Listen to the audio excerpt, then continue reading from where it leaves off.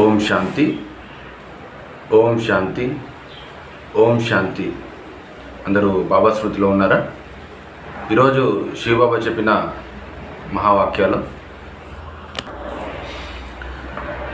కోపం వచ్చినప్పుడు మన మనసులో ఏ స్మృతి రావాలి?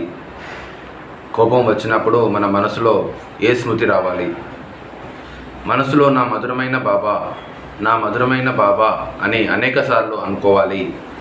అప్పుడు బాబాలో ఉన్న మధురత మనలో నిండుతుంది. మన మనసులో ఎప్పుడైనా మనం కోపం వచ్చినప్పుడు మన మనసులో నా మధురమైన బాబా, నా మధురమైన బాబా అని అనేకసార్లు అంటూ ఉండాలి. అప్పుడు బాబాలో ఉన్న మధురత మనలో నిండుతుంది అని బాబా చెప్తున్నారు. బాబా మనకు ఏ విధమైన మాలిష్ చేస్తారు? బాబా మనకు ఏ విధమైన మాలిష్ చేస్తారు? మీరు బుద్ధితో శరీరంతో అలసిపోయినప్పుడు శివ తండ్రి మనకు మాలిష్ చేస్తారు. మీరు బుద్ధితో శరీరంతో అలసిపోయినప్పుడు శివ తండ్రి మనకు మాలిష్ చేస్తారు. మధ్య మధ్యలో కొన్ని సెకండ్లు తీసి స్మృతి చేస్తే భగవంతుని శక్తి మాలిష్ రూపంలో ఆత్మకి మరియు శరీరానికి అందుతుంది. మధ్య మధ్యలో కొన్ని సెకండ్లు తీసి స్మృతి చేస్తే భగవంతుని యొక్క శక్తి మాలిష్ రూపంలో ఆత్మకి మరియు శరీరానికి అందుతుంది. ప్రయోగం చేసి చూడండి, మీకే అనుభవం అవుతుంది. ప్రయోగం చేసి చూడండి, మీకే అనుభవం అవుతుంది. మధ్య మధ్యలో ట్రాఫిక్ కంట్రోల్ వస్తుంటుంది. మరియు అదేవిధంగా బాబ్దాదా డ్రిల్స్ కూడా ఉంటున్నాయి. అనేకసార్లు డ్రిల్స్ ఉంటున్నాయి. నిరాకారి అభ్యాసము, పరిస్థిత స్వరూపం, మరియు అదేవిధంగా 5 స్వరూపాల అభ్యాసము, మరియు సమానము, విశ్వాత్మలకి ఇవన్నీ మధ్య మధ్యలో చేస్తూ ఉండాలి. గంటకు 5 నిమిషాలు తీసి 1 సెకండ్ 1 నిమిషం డ్రిల్ కూడా ఉంటుంది.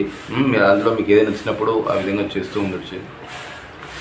నెక్స్ట్ పాయింట్, స్వార్థం యొక్క అర్థం ఏమిటి? స్వార్థం అంటే స్వరథాన్ని స్వాహ చేయండి. స్వార్థం అంటే రథాన్ని స్వాహ చేయండి. రథము అంటే దేహాభిమానం, దేహం యొక్క స్మృతి, దేహం యొక్క తగులుపాటు ఈ స్వార్థాన్ని ఏ విధంగా అంతం చేస్తారు? దీని సహజ పురుషార్థం స్వార్థం శబ్దం యొక్క అర్థాన్ని అర్థం చేసుకోండి. స్వార్థం లేకపోతే అతీతం అవుతారు. స్వార్థం అంటే స్వరథాన్ని స్వాహ చేయండి. స్వ అంటే ఆత్మ యొక్క రథం శరీరాన్ని రథం అంటే దేహాభిమానం, శరీరం. దీన్ని మనము స్వాహ చేయాలి, యజ్ఞంలో స్వాహ చేయాలి. శివబాబా రచించిన యజ్ఞంలో ఈ దేహాభిమానాన్ని స్వాహ చేయాలి. దేహం యొక్క స్మృతి, దేహం యొక్క తగులుపాటు అనేది ఉండకూడదు. ఈ స్వార్థాన్ని ఏ విధంగా అంతం చేస్తారు? దీని సహజ పురుషార్థం స్వార్థం శబ్దం యొక్క అర్థాన్ని అర్థం చేసుకోండి. దీన్ని ఏ విధంగా అంతం చేస్తారు? ఈ స్వార్థాన్ని అంటే దీని యొక్క అర్థాన్ని అర్థం చేసుకోండి. ఈ పదాన్ని అర్థం చేసుకోండి. స్వార్థం శబ్దం యొక్క అర్థాన్ని అర్థం చేసుకోండి. స్వ అంటే ఆత్మ, రథము, శరీరం, దేహాభిమానము. ఈ దేహాభిమానాన్ని స్వాహ చేయండి. స్వార్థం లేకపోతే అతీతం అవుతారు. దేహాభిమానం ఉండడం వల్ల మీరు అతీతంగా కాలేకపోతున్నారు. ఈ దేహాభిమానాన్ని తీసేయండి. అప్పుడు ఆటోమేటిక్గా మీ మనస్సు అనేది హల్కా అవుతుంది.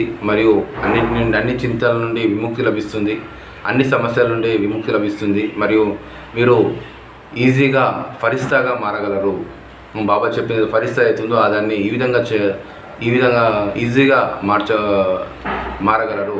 అన్నిటికీ అతీతమైపోవడం ద్వారా. అచ్చా. ఓం శాంతి. మధురాతి మధురమైన ఆత్మిక తండ్రికి ఆత్మిక పిల్లల యొక్క ప్రియ స్మృతులు మరియు నమస్తే. ఈరోజు సమానం వచ్చేసి నేను స్వార్థరహిత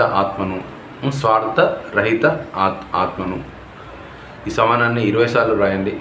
రోజంతా మననంలో ఉండండి. మరియు టైం టు టైం పురుషార్థం చేస్తూ జ్ఞానం యోగాలు చేస్తూ మంచిగా బాబా యొక్క జ్ఞానాన్ని ధారణ చేస్తూ ముందుకు వెళ్ళండి. ఓం శాంతి.